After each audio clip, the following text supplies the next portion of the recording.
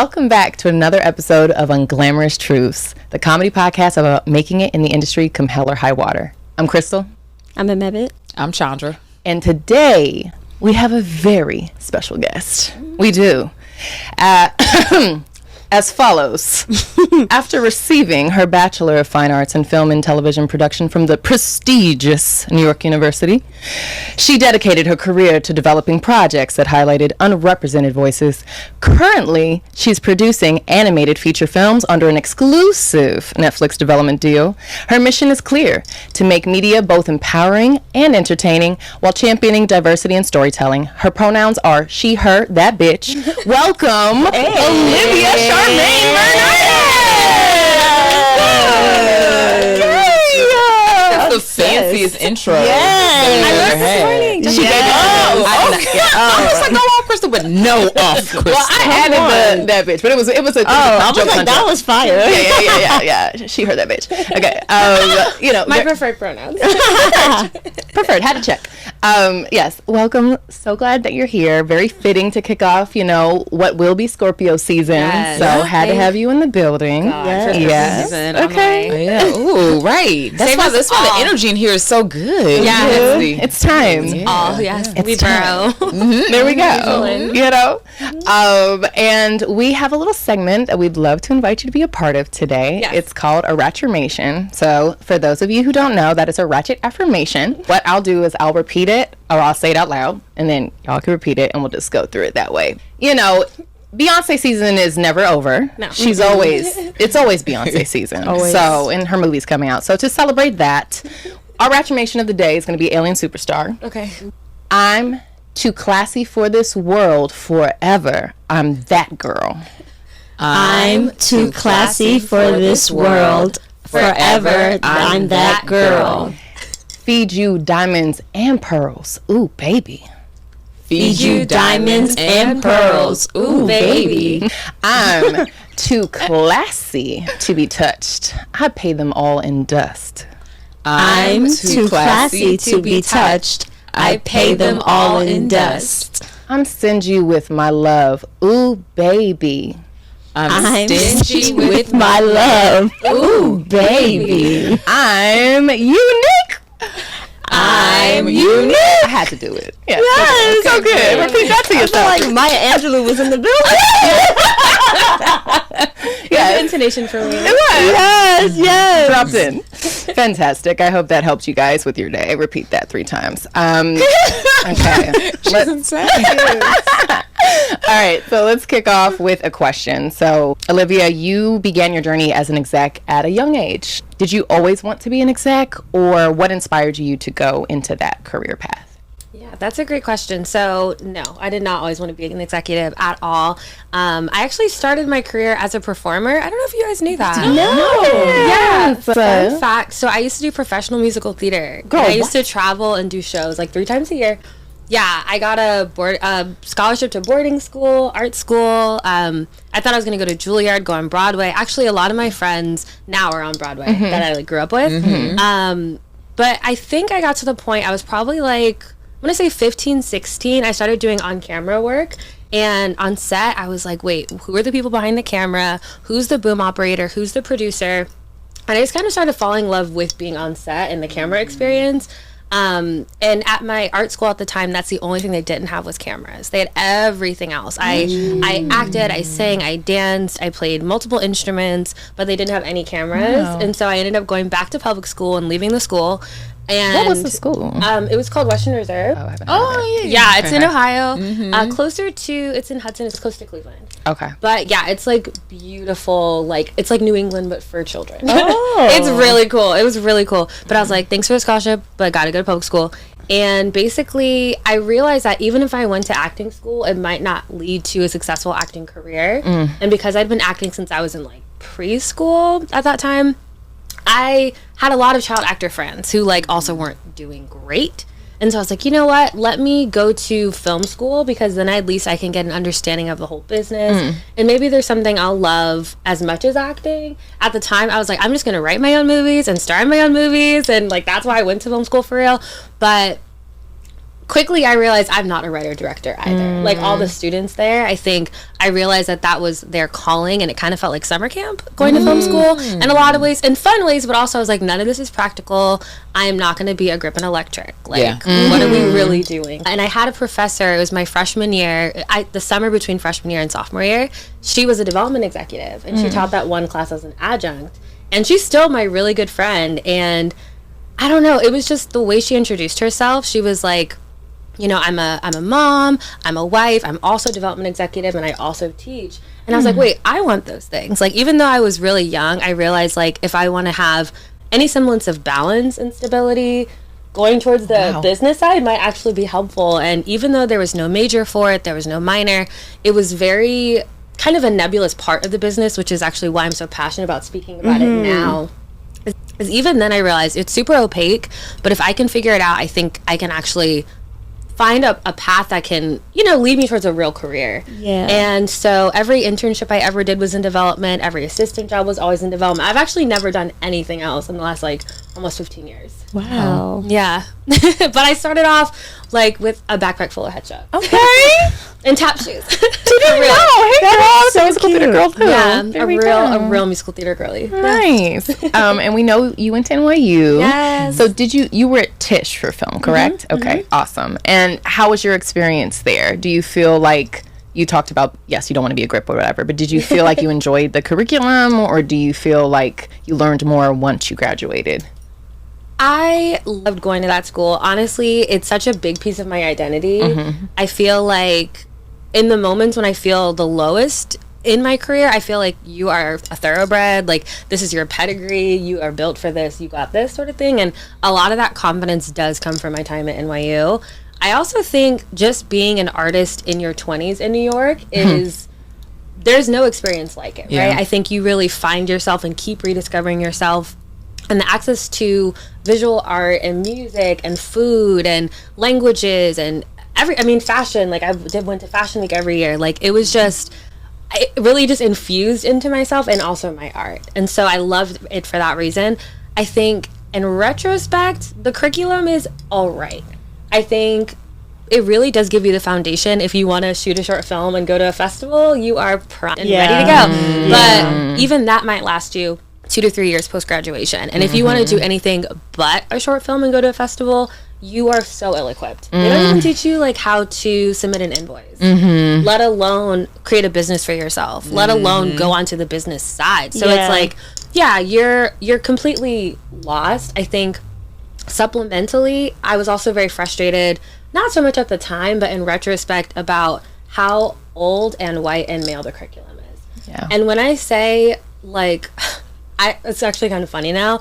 I had this one class that was all about like media moguls, and it was literally like Louis B. Mayer and like the Warner Brothers and like 1930s. I'm like, yes, they were moguls, but like, can we update this curriculum? When I heard mogul, the first person I thought it was obviously Diddy.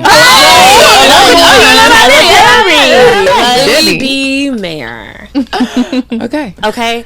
And so I was never assigned one film by a black director, a black writer, black producers in my whole time at school. And that's, I don't know if it's different 10 years on, but that's ridiculous. You know what I'm saying? So yes, I did get to like shoot on 8mm and like edit it. You said you wanted to learn camera, girl. I did. It was so technical and like, it's the best equipment in the world. Like there's so many, I got to do Foley, like all this cool stuff.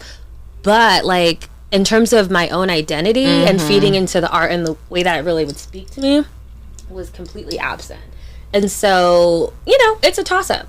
I loved it, but also, like, would I completely turn it over, flip the table, and change it? 1,000%. So is there a typical, like, major that most, like, development execs generally go for? Like, have you found anything in common? Question. Honestly, most development executives have done so many different things. I don't think that's the other thing. There's not a real track for development in the way it seems, because the job titles are structured, but the path itself is not. And so I think a lot of development execs aren't artists. That's where so much of the issue comes, is because it's people speaking to art that don't have an art background. And so I do, right? So it's like, I love it. I love the mind of an artist. I love the process. I know that every artist is different, right? And so I think for some development executives, they have more like business backgrounds, like maybe they got MBAs. But even for the execs who don't have like higher degrees or even terminal degrees, which is like nobody, I don't know any PhD development executives. But what would they get an MBA in? No, just business administration. Yeah, just like real basic. Yeah. But otherwise, I don't know. I feel like most don't go to art school. Maybe marketing, maybe communications, maybe journalism. I feel like was like the entryway into entertainment. Cinema you know, studies. Maybe I can definitely see that side of like also like marketing and understanding like demographic and what a network specifically is looking for and how to translate that with the content that you buy. Yeah, but that also lacks like the heart and the soul, storytelling. Right. Yeah. Well, so let's have a moment. What do development executives do? Yeah. Just for people who do not know. So development executives, I like to look at it as having the 360 perspective of a project. Whether that is having an incoming pitch come in and you're the one who identifies it as saying, this is a right fit for our fill in the blank network, studio, streaming service, production company, you name it. And then once that idea is in the door, they're in charge with making sure that it actually becomes reality. And so they're liaison between every department, whether it's casting, legal, marketing, digital, no matter what it is, it has to come through the development executive. So you are tasked with, if it's an idea, getting it to a script. If it's a script, getting it to a pilot. If it's a shot pilot, getting it to series. And then some places will split between development and current. Sometimes a current exec will come and take that show and kind of move it forward in like subsequent seasons. But for the most part, development execs these days stay on for the life of the project. And that means they're in charge of hiring all the writers in the writer's room, hiring the directors, hiring all the department heads for every part of the crew from the line producer down, helping set the schedule, setting the budget. Even honestly, I was always like more of a producer than a development executive, even in that role. And so I would pick the shirt that the actor was going to wear on any given day. Like I was so in the weeds because I really cared. You know, it's all super important, especially, you know, that character I was thinking of in that moment was a Black woman, right? And we had none on the network. So I was like, her hair will be laid, like her outfits will be great, the lighting will be on point.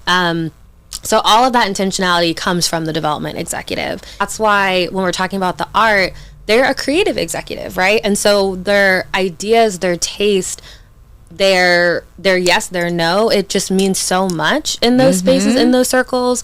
Being a buyer is a position of power, and I think a lot of people don't think of it that way, but it really is. And so you also have to be, as a development executive, hyper aware of the brand you're affiliated with, and their tastes, their needs, anticipate those tastes and needs. You're setting trends, you're defining the culture, what's going to be watched years in advance. By the time something's out, the mayonnaise has changed 6 times since then. So wow, so how does that work with like setting trends? Like that's it's giving fortune teller. Like how do you predict the future of where the culture is going to go? Or is it kind of the gift of being an exec is deciding? The gift. That's the gift. It's both. It's deciding and it's instinct, right? And so the longer you spend with talent and cultivating talent and looking at ideas, and also the more globally minded you are too, really helps, because you can't just look at like what's happening in your neighborhood, which is LA, right? Or what's happening in your sister city of New York. Like that's not how you set trends. And I think a lot of development executives kind of do function a little bit derivatively and do look at it that way, and will say, for example, back in like 2010, there was a big year for fractured fairy tales, right? So you're looking at like a Jack and the Beanstalk, a Maleficent, like all of a sudden it was all these villain origin stories, all in the feature space at the same time. And you could look at that, and then an executive could say, you know what, we need our fractured fairy tale. We need our super whatever, our origin story. And the thing is, by the time that comes out, it's now 3 summers later, and people are like, this is tired. Like, I don't want to see the 45th version of this story. A lot of people will tell you that is tired, right? You don't want to see the 11th version of the same movie that's already come out 3 years ago. And so I think that's a lot of the issue with what's happening now is development executives are being incredibly reactionary to the market and reactionary to trends and chasing a viral moment, and like you can't chase a viral moment. Like that is the antithesis of what virality even means and how it functions. And so especially when you add a layer of diversity, now you're hyper aware of the community and the community needs. And that's why we know when something comes out if it's corny or if it's not for us or not written by us, right? Because we're like, man, this seems like it could have been funny a few years ago by a white writer. Like it would have been like a cute version of how we actually talk or think or feel. So is there like a pressure or mandate coming from above that's like pushing executives into this? Because obviously, you know, there are tons of amazing executives that are not like this. Yeah. But there's also enough where you go in and they're like, I mean, we're looking for our Abbott, and it's like, okay, we all love Abbott, but like, why would I give you an Abbott when they already did that, and they did it well, and it's very successful. Yeah. Yes, and right, a good leader is gonna be a great leader, and I think for development executives, they are so reliant on good leadership, and not just leadership, but like a visionary, and that makes a huge difference, right? When somebody has sometimes a perspective from another genre or another medium, or you know, someone who's like, I've been producing Broadway and now I'm coming in to have a different perspective. Like sometimes that is kind of an interesting option, because they're going to come in and say, I haven't just been studying broadcast television for the last 35 years, because broadcast television, that's not how anything works anymore. Even broadcast television itself is broken, right? And so yes, I do think that a lot of development executives kind of get in this like robotic structure based on who their boss is. But I also think a lot of executives are just lazy. They're not doing the work of cultivating their real artistic taste. It's different to say, I can read something and tell you why it's funny or why it's a good drama, for example. But the thing is, critical analysis has to be deeper than you just responding to someone else's work. You have to have your real own taste and say, I am looking for things. I'm being proactive. I'm going to show you why this will be successful. I will carve out a lane and create a path for something to make it successful, and do something in a truly innovative way that's really revolutionary. And when you do it that way, that's how you still get these little sparkly moments of shows like Abbott, right? Or like Southside for real, where it's like, it is different, right? And the path is created for it to be different and for it to feel special. But in all those moments, it's more the exception than the rule that you have the creator and the executive and their boss that all are speaking the same language at the same time. More often than not, the boss is adherent to the bottom line, and the bottom line is analytics and data. Yes, while it's powerful information, you can't be fueled by data. It should just be informative, but not like the determining factor of, is this show going to get another season? Like that just doesn't make sense. It's very cart before the horse. It's very out of order, and I get it. It's like you're chasing money, but like you said, that's backwards, because the next big idea isn't going to be a copycat. No, it never is. It never is. And I've been thinking about this a lot lately of like, how did shows used to get made? How did content, I've been thinking specifically about animation and like, what is that environment conducive to creating new ideas? And it's like, it's artist salons, right? It's when you have multiple creative brains in a shared space. They all have different skill sets, and they're just freely sharing ideas without anything coming on from the outside. You're not looking at TikTok. You're not looking at, you know, anything. You're not looking at Nielsen numbers. You're not looking at anything, right? And so I'm thinking back to like the early days of computer animation, like Pixar starting out and DreamWorks a few years later, and like looking at what they used to look like stylistically. They were painted movies. Because they had their own identity. Like, you knew when you were watching Pixar that this was Pixar versus DreamWorks versus Disney. But think about it. There is no... There's no analytics. There's no data. They're not like... And it certainly is not coming as fast as it is now. No way. Well, now things are reviewed before it even comes out. Yeah, you know what I'm saying? Like, and it's a million reviews. It's like 300 people are reviewing things. And then you also have just regular people reviewing. You have your TikTok and your Instagram. Like, so there's just so much feedback. It's almost crushing. You know? And then... you have to look at who's even given the voice to make the reviews and do the critiques, and what are the publications, and is Rotten Tomatoes racist? Yes. You know, so it's like, it's all of these things. But I think the thing that's important is knowing that there used to be so much less noise because it just didn't exist. There weren't so many channels. You were literally getting real water cooler conversation because the TV came on at certain times, the shows came on at certain times, you sat down at certain times, and you went to work at certain times. And so water cooler conversation was real, and it happened organically, and now you're trying to metabolize real interest into water cooler conversations. So even when it feels kind of cool, you're now like overly manufacturing it, and then you're like, but now it's not even cool anymore, even when it was cool. Do you know what I mean? It's like a double-edged sword, because back in the day, like, each network had its own brand. Like, you knew what you were going to get from like a CBS, from an NBC, from a TBS. Like, you knew what you were going to get from HBO. Like, you knew, like, this is an HBO show. I know what they buy. And then now we get into this space where there's so many different, like, it doesn't matter, AMC, FX, like, people are just buying. You can land anywhere. And it was kind of good when everyone had their own lane, because you knew that, like, okay, I know exactly who to target, and I'm being very specific about what buyers that I'm going to. But also, it's like, dang, you have very limited options, and now you have all the options, but it's like they have the identity. I think the saddest thing for me is watching exactly what you're saying, watching brands that had such strong identities forget themselves, right? Think about Nickelodeon in the 90s. It was fun, it was messy, you were covered in slime, you were covered in whipped cream, you were covered in dirt. You knew what you were coming to get. They wanted you to turn off the TV and go play. Yep, and I also started thinking about, like, you know, the children's networks, and also what that said about you as a kid, like what kind of kid you were. Because I think you're a Nickelodeon kid. I'm a Nickelodeon kid. I'm a Cartoon Network. And if you're a Cartoon Network kid, like, you're one of the weird ones. Yeah, you're artsy, you're under the bleachers, like, you know, and like the Disney kids, we love you too, like the cheerleaders. You're loud and fun. And you're wishing upon the stars, and you're like making it happen with the sparkle, and like all of that is beautiful, right?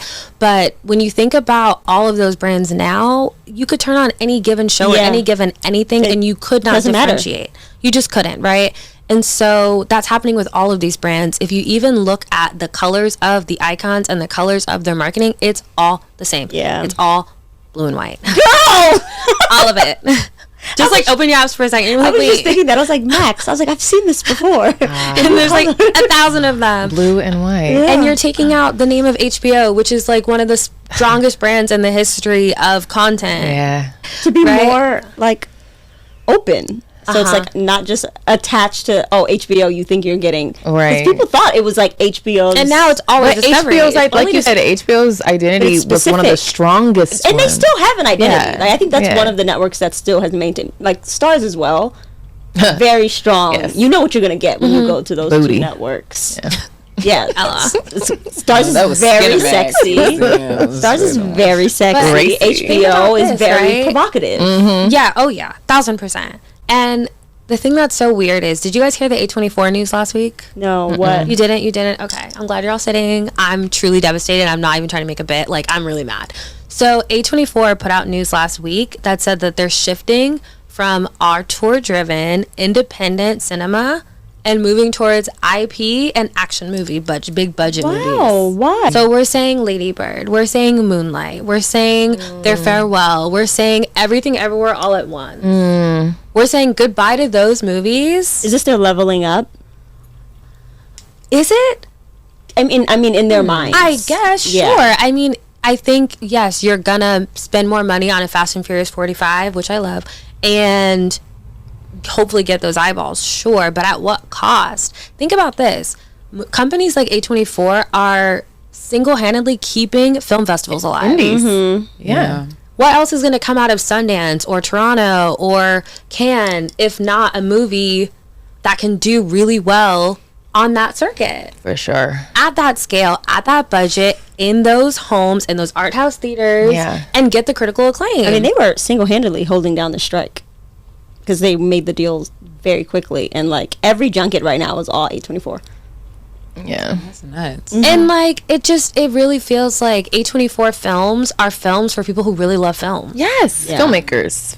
Film. Yeah, the Criterion Collection every time. Absolutely. And so for me, I'm like, what are we doing? We have so many of those places that only make those films. Yeah. You were really holding it down for for real cinema lovers, right? And so and they lived at the intersection of critical acclaim and like commercial appeal. Yeah. And successful. We're talking about some of the best movies in the last, you know, who's going to step into that space? Like, it's an opportunity. It's an opportunity for an underdog. But how much money do you have to have to I build was a new about to studio? say, yeah. You know, that can compete on a global scale. Yeah. well, It's real. It's well, real. you know what? We could talk about that all day, but I want to get back to you. You know, in your 20s, you were an exec, right? And Yeah. I'm sure that was an interesting terrain to learn quickly. Yes. You know, when most of us were out here just auditioning and trying to make it from the other side of the table. So, what was it like navigating that terrain in your 20s as an early bird exec? Honestly, hysterical in retrospect. Okay. At the time, not as funny. Okay.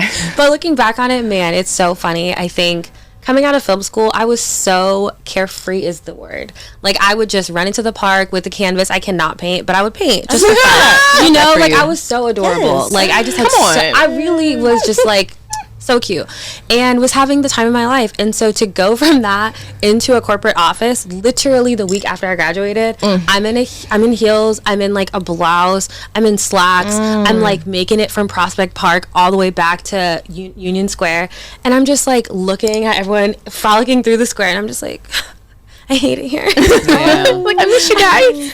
It's like, I don't want to be here. No, for real. And I would cry. Oh, I was so emotional. But it was really, really hard. I think at that time too, a lot of my friends were traveling the world and having fun and like just, you know, taking that summer off. Like, I never took a moment off. And I think that is something, I wouldn't say I have a regret. Yeah, I wouldn't say I have a regret, but honestly, I do feel like there were so many moments where I wanted to follow another little fun thing that wasn't even just fun. It would have, you know, nourished me in some way, and I had to say no because I was like, how can I go shoot a documentary in Nicaragua for a summer if I have to go do this executive job? And will there be something to come back to? Right. Exactly. And Bills. no, most that's often what's not. come Bills. back into bills. Reality. Yeah. You know, student loans, all of it. And I also knew and was told at a young age, even like right out of college, that if you keep your head down and if you work, you're going to be light years ahead of your peers. Just think about that. Look at yourself 10 years down, 15 years down, and they weren't wrong. I was about to say, yeah, because they weren't wrong. when we saw you, it was like, oh my gosh, she's so young. I've never seen an executive this young. For those of you who Yes. don't know, we, you know, we had mentioned this before, but we sold Downtown Girls, the pilot, to Olivia at TBS. Yeah. And we walked in that room and we saw her and we found like Black woman and went to NYU and I have to say that was like a sigh of like relief. Yeah, Honestly, yeah. walking in, and it was like after a marathon of pitching, Yeah. seeing you there, it was like, wow, someone that's gonna understand. Just first off sight of just a Black woman, Yeah. and then you introed it with like, hey, I went to NYU as well, and it was like, oh my god, And I loved it. She gets it. Yeah. And Yeah. there was a level of explaining that didn't have to happen. Yeah, skip that whole page. Yeah, and then on the back end, there was a level of advocacy Yes. that you did that, like, we will forever be grateful for. And I think that is why we landed there. Yeah. Because you were able to champion it the way that you did from your own lived experience. Yes. And also from your artistic sensibility. Of Yeah. like, Yeah. we need Like, this the show is for because. me. Yeah. And it helps you trust the notes. Yeah. You know, it helps. Yeah. Because you know the place that they're coming from. It's Yeah, like, okay, it's going towards I the believe you. spirit of the project that you want to create, right? Well, thank you for saying that, all of you ladies. Like, you know, I love you so much. You're always in my pocket. Truly, like, that experience is something that I'm really grateful for too. It's equally affirming for me to be able to champion the type of projects that I grew up hoping to watch. You know, when I walked in those halls, even on my first day, I don't think you guys know this, but on my first day of work, I had a meeting with the president. Oh. On my first day. I hadn't even seen my office yet, right? Oh, Yeah. okay. Intense. Long conference table, everything.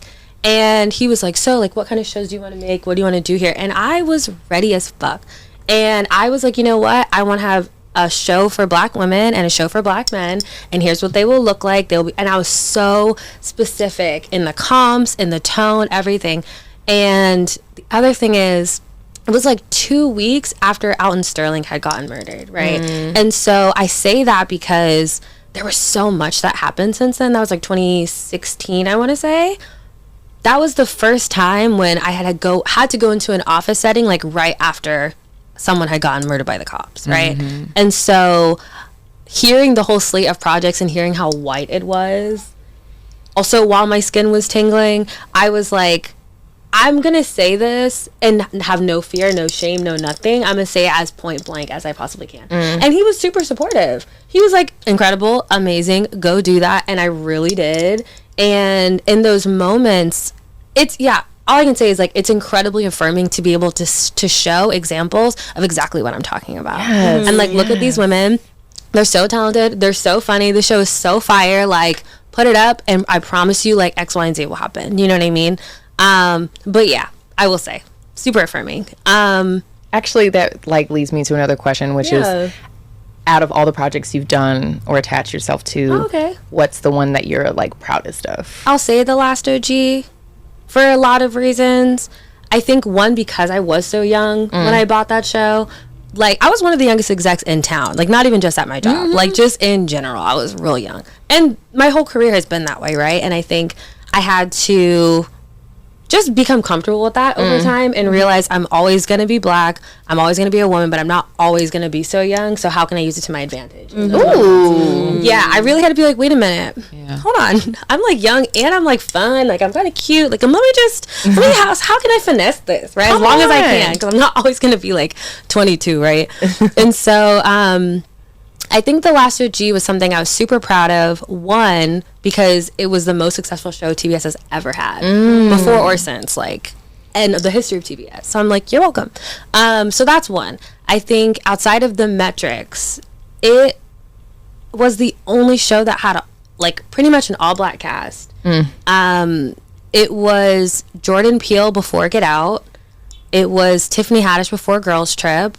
It was Tracy's first anything after his like almost life-ending accident. And so there was all these variables that, looking back, seem like sure things. Jordan Peele, of course, but he was off of Keanu and Key and Peele. And my boss was like, was Keanu good? Like, I don't know. I'm like, but he's a genius. Have you talked to him? Like, and then Tiffany too, she was up on a wall with other women to potentially be cast against. Like, now TBS would never put her up on a wall, one, because they couldn't afford her, right? But also, like, she is at the caliber where you're not in conversation with anybody else. You either want and get Tiffany or you do not, right? But at the time, you know, she was known for, you know, doing the comedy circuit and doing the Carmichael show. Being able to advocate for artists that I was like, I promise you, it's gonna pop. We just have to calibrate it in this way. And then also being tasked with, I mean, everything with that show's success. Every single writer. We had 4 showrunners in 3 seasons. Wow. So managing all of that, all the talent management from all the big stars on the show, all the comedy legends we worked with, like so many people who hadn't had jobs in a long time, but they were real OGs. Like, that was really cool. And being in New York, being back in New York, that was huge. I mean, I was there for sometimes 3 months at a time. So that was really special. Going back on the company's dime. Hello. Did you shoot in Best Side? Where did you shoot? No, we were all over Brooklyn. We were absolutely everywhere. Sometimes Manhattan, but for the most part, like, it was a love letter to Brooklyn. So that was really cool. And I think the most important piece, though, is really all of the, how do I say it? It was all the community service and like activism that we did connected to the show. So I don't know if I've ever really spoken about this, but basically we got a key to the city. Well, Tracy got a key to the city for all of the like humanitarian work we did associated with the show. Wow. But it was everything from like, even when we sent out Emmy mailers, we worked with like Homeboy Bakery, for example. Like every single thing we did, I made sure that money was going back into some nonprofit, some organization. Even we did this like community day where it was like the NYPD were there, like spending time with the kids in the community, and we had refurbished a basketball court in Tracy's old neighborhood. And so it was just like a really, and it was like that park was like really, really run down, but still really beloved. And so getting to kind of pour that energy back into the community, like, really meant a lot. And like seeing the kids actually having a good experience with the NYPD, if only for a brief moment, was really touching, truly. So I was really proud of it. I think the marketing team even won like a bunch of awards because of all of like the social justice work. And I basically was like, we could use all the money for billboards or like some billboards and also all this other stuff. And we were able to do it. And I don't think they've done that for literally anything ever before or since. That's incredible. Yeah, so I was really proud of that. I feel like social justice is a huge part of like your identity also as an exec. So like how does that work in terms of literally in a room in a corporate culture, right? Like caring about brown people's stories, queer people's stories, like what set of challenges do you besides the chip on my shoulder that's always there? No, for real. No, like for real. I will. It's like on site for some people at You're this point. a Scorpio. No, like for real, truly. No, I always say I'm an artist and an activist before being absolutely anything else. Before being an executive, before being a producer, those two things pump the left and right part of my heart. Period. And so even going to NYU, the scholarship I got was a humanitarian scholarship. And so I got to travel the world and do humanitarian work. These NYU scholarships. Yeah. It's called the MLK I was about to say MLK. Okay. The one that none of us got. Good for you. It was, hey, listen, like that was one reason why I went to NYU. And like those cohort of students that were all like real world changers, like those are still my homies. And I didn't have a fraternity sorority experience, but that was like the closest to like gang. So it was cute. But because of that, I think a lot of my peers are like really in the world, like working with Syrian refugees and like all these amazing like real social justice causes. And so when I look at media like that, I use that as my method, as my platform, as the means to do the work. That's why it gets so frustrating sometimes. I think I've always had to be like overly prepared when it comes to statistics, the data, the truth, the reality, like putting it in their faces. And that's difficult, right? When it's like at the end of the day, especially at TBS, it was comedies. So I'm trying to like bring some levity and joy and humor, but also tell you like there are certain types of jokes we could be telling, right? There are certain worlds and certain stories that aren't shared that are still funny, but also, you know, pushing social change and like creating real conversation. I think is super interesting and also important. I think some of the biggest challenges is so many of the higher up execs, because there's always somebody higher than you, right? Unless you're like the chairman of the board. Even then they have bosses. But the hardest thing is like, because everything is being distilled down, it's almost like a game of telephone. And so everything is done so quickly and it becomes a shorthand. So what might have even started as like a real visionary, nuanced approach to like diversity, which again, let's say it is. Let's be idealistic for a moment. It's like the most amazing version of diversity and inclusion and representation you could ever imagine. By the time it gets kind of distilled down to like a manager, for example, it's like a one sentence shorthand, like, oh, we're looking for Abbott or something like that. And like, again, that is like, it's a shortcut. And you can't really go the distance by taking shortcuts. You really, really can't. Not, especially not early on in creative. By the end, sure, like, okay, you gotta like cheat a shot to get it done, but that's not, you can't be cheating shots, like, before you've ever bought a project. Now, what makes a compelling argument when you're trying to convince like the bosses up the chain to let you buy something? I think there's a million. You know, I think that's also the fun of it. The first and most important thing I would say is your yeses have to mean yes, and your nos are plentiful. So many development executives will overemphasize their yes and fight for everything and be very passionate about everything, and that is not the right approach. I think the right approach is honestly saying no to most things, right? For any number of reasons, and not just no to say no, but like knowing why it's not going to work, why it's not a fit, why it's not right for the brand, why the writer's not quite ready, why it won't fit on the slate in 2 years, whatever it is. Like, there are like legitimate reasons why, sometimes no. But when it is a yes, like if you really reserve your yeses for those really, really special moments, it means 1,000% more, because your boss will be like, well, Olivia hasn't said yes in like 8 months. So let's at least read the script. Let's at least have a meeting. Let's at least really talk about it. Right. And so once they've read it, you have to be prepared with your taste. You have to be so clear, why is it a yes? Really express your love, your passion, your research. Like, who are these writers? Who are these actors? Who is a talent that's attached, and what is their value? Because it's all about the ROI, right? And so if it is diversity, shine a light on the specifics. Don't just say, and they're Black. Like, that's not, it's not going to work.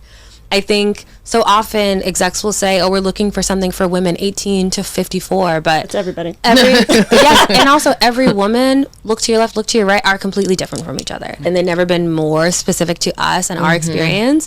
So you can't put out generic offerings for people who are craving hyperspecificity and curation. Actually, when people come, that's an interesting perspective. When people come in to pitch to you, what do you feel like is a common mistake a lot of people are making, like, in the room? I think some I think relate to playing small, right?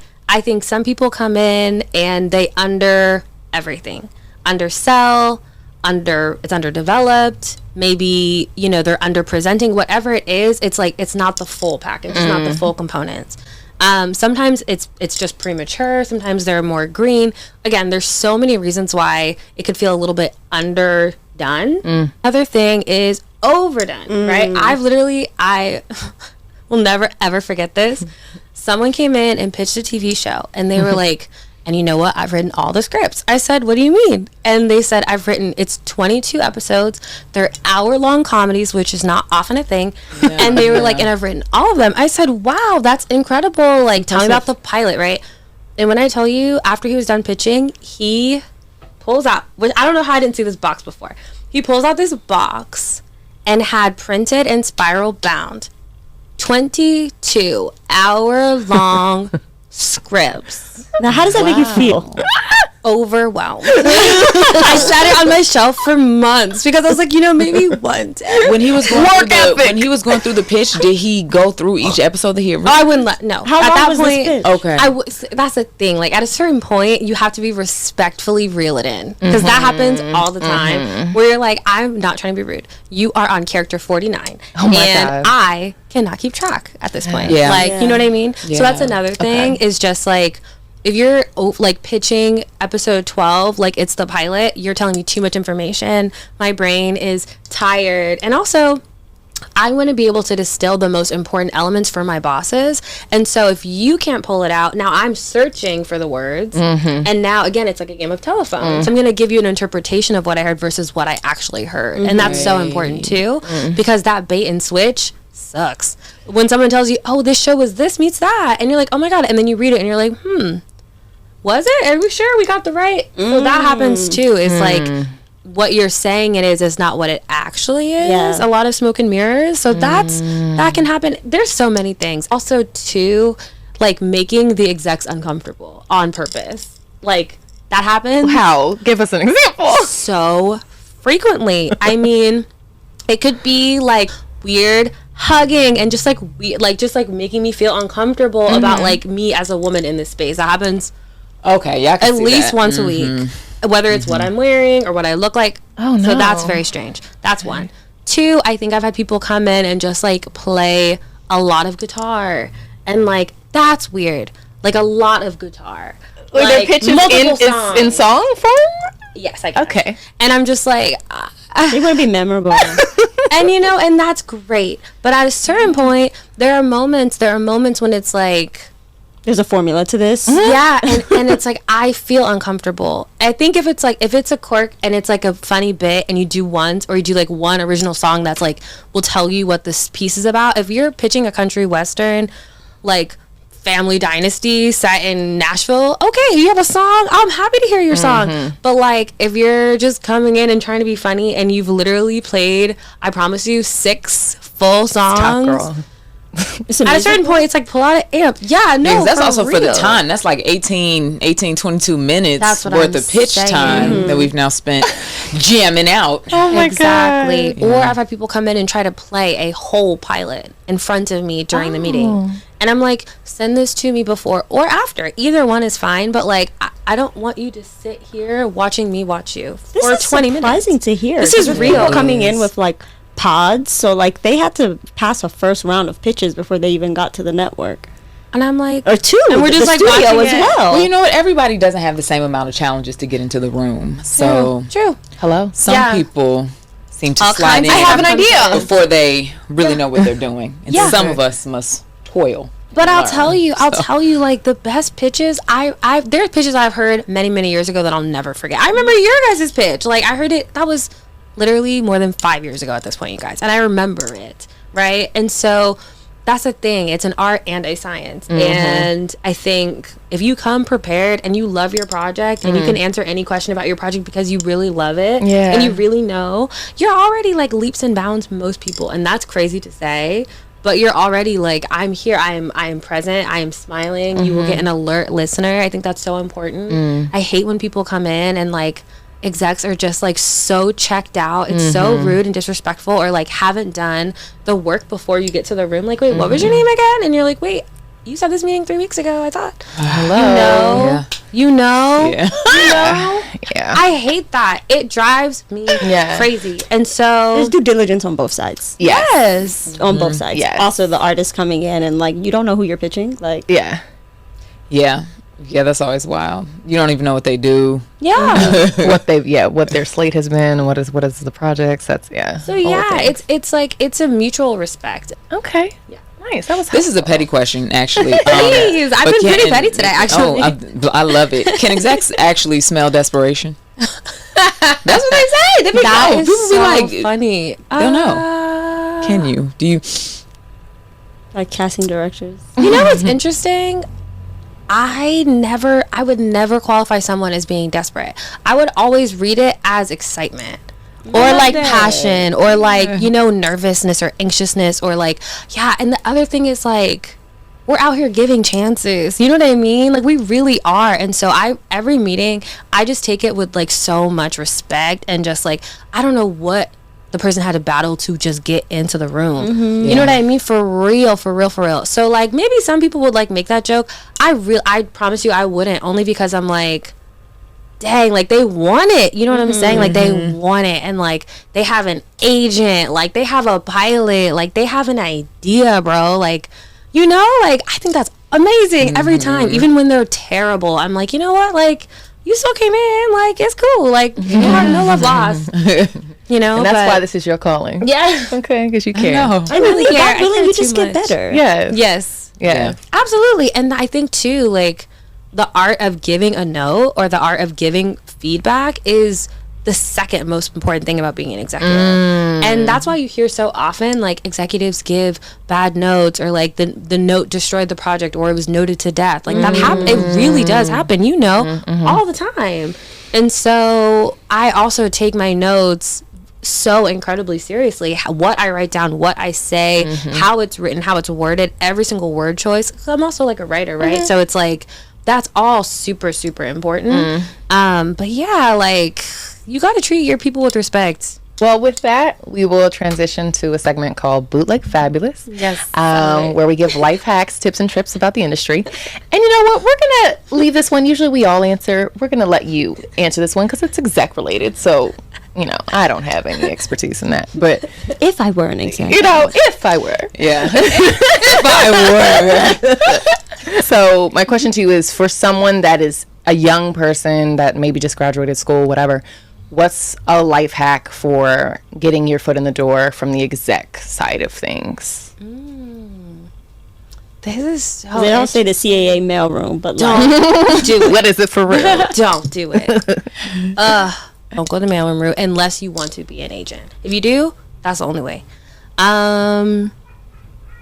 If you want to get into the business as a bootleg hack, two things. One is expand your assistant network. I think that's really, really big. Who you are with at any given level, especially in your early career, that's your class. So it's not just the class that you went to college with. It's now the class of all the assistants in the industry. And so those assistants are the agents, the managers, the lawyers, the executives, the producers of tomorrow. And they have all the tea. all of it. And so if you ever want to know, like, well, my boss is having a meeting with your boss, like, what are they talking about? Like, that's how you really learn information. You can start to meet people at every single company, figure out where do I even really want to work based on like culture, or you know, what is the real of being there, like so your assistant network is really huge. I also think cultivate your taste outside of film and television. And so if someone tells me they want to be an executive and all they say is all I do is watch TV or all I do is write movies, those are red flags for me. I would say I need you at visual galleries. I need you listening to new music every week or frequently. I need you listening to poetry, reading poetry, whatever it is, whatever inspires you, walk in nature, whatever it is, because again, when you're talking about setting trends and like cultivating original ideas, you have to just have an expanded worldview, right? You have to be able to look at art in relation to other forms of art. I think that's super, super important. And so, yeah, that's what I would say is like, and as you're reading and consuming, ask yourself, well, why is this good? Why is this bad? Why don't I respond to it is a better way of phrasing it. But once you're at that point where you are getting your foot in the door in the development space, people are starting to see like your voice. I think that's so important, is like, if you don't have your own taste, your own voice, it's not even so much your brand, it's really your voice. If you don't see who you are as a storyteller, you can't shepherd other storytellers. So that's great for like someone who is fortunate to know at a young age that this is what they wanted, but like mid-career pivots. Like how can someone that like had a whole career in a completely different industry and decided one day, like, you know what, I think my passion is development, like what's their way in? So now you have to be specific. That's the most important part about a mid-career pivot, is how intentional can you be, right? So look at your body of work, and if it's not really like a one-to-one transference, right? So it's like, let's say you've done public relations. 9 times out of 10, most of those skills aren't necessarily transferable to development. Maybe, right? In terms of like your people skills, your talent management, things like that. But it's not like you're moving from being a writer, just for example, moving into development. So if you don't have any development background, you have to figure out, well, what is the brand that you'd want to work for? I think that's the most important thing, is instead of saying, I just want to work in television, be as specific as possible. Do you want to work in comedy? Do you want to work in drama? Do you want to work in scripted? Do you want to work in unscripted? What type of unscripted? Is it reality? Is it lifestyle? Is it documentaries? Exactly. And so the more specific you can get, you can tailor everything around it. Your whole experience can now be tailored. So whatever meetings you're taking, what events you're going to, what newsletters you're subscribing to, like you can start to infuse yourself in that arena. So if you love comedy, you're taking yourself to stand-up nights, you're looking at comics online, you're maybe doing an improv class, whatever can get you steeped in that environment. That's how you start to be able to identify, well, who are those new comedians that you want to support? Or what are the shows out there that are, you know, could be transferred into a special, or could be transferred into like a half hour around that person. Once you arm yourself with information and then arm yourself with relationships, you come in the door valuable, right? Because if you say, you know what, I can get you any comic from the Just for Laughs Toronto Festival. I can do it because I've been there now for 5 years. I know the owner. Got relationships. I have great relationships, whatever it is. So yeah, that's how you can start to pivot into your desired field, is just figure out what is that field and just surround yourself by the universe, you know, of that world. That's brilliant. Yeah, I mean, I'm sitting here listening. I'm like, girl, you are unintentionally selling this career. Yeah. Wait, this sounds so fun. I'm like, if you don't listen to my podcast, listen to this episode. Okay, I know. Yeah, and I mean, I genuinely hope that people are listening, because especially people of color, especially women, because I think we always assume that we have to be in front of the camera because that's all we've seen. Yes. And there are so many other positions of power that are also fun, that are also creative. So fulfilling. Yeah. Like, I'll tell you, like, just anecdotally, seeing someone come in with a log line and then standing on the set watching it be shot is like, it's like an out of body experience. Yeah. Because you're like, I remember when this was just something that you were thinking about in your bedroom, and now we literally have hundreds of people supporting your vision. Like, and to be able to say, like, every single person, I gave you all jobs. Like, it's a Come on, really boy. good. It feels really good. I'm like, look at you all standing in your genius. Like, yes, more of it. You have come sold work in development. this. Yeah, I'm telling you. Okay. Come over here, right. Death Row Records. Well, now, we will wrap things up there. So now that you've pitched all of us to become development execs. And you could do it too. Seriously. Thank you so much. I feel like this was a master class. It really was. I've learned so much.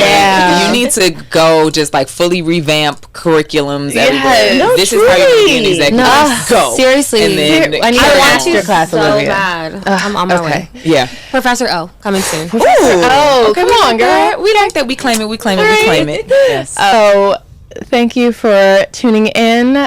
This is today's episode of Unglamorous Truths. I am Crystal. You can find me at _Chris. I'm Amebit. You can find me at AmebitBayane. I'm Chandra. You can find me at Chani. And I'm Olivia Charmaine Bernardez. You can find me at Olivia_Charmaine. Yay! And you can find us and our podcast at Unglamorous Truths, and you can stream our podcast wherever you find yours. Bye.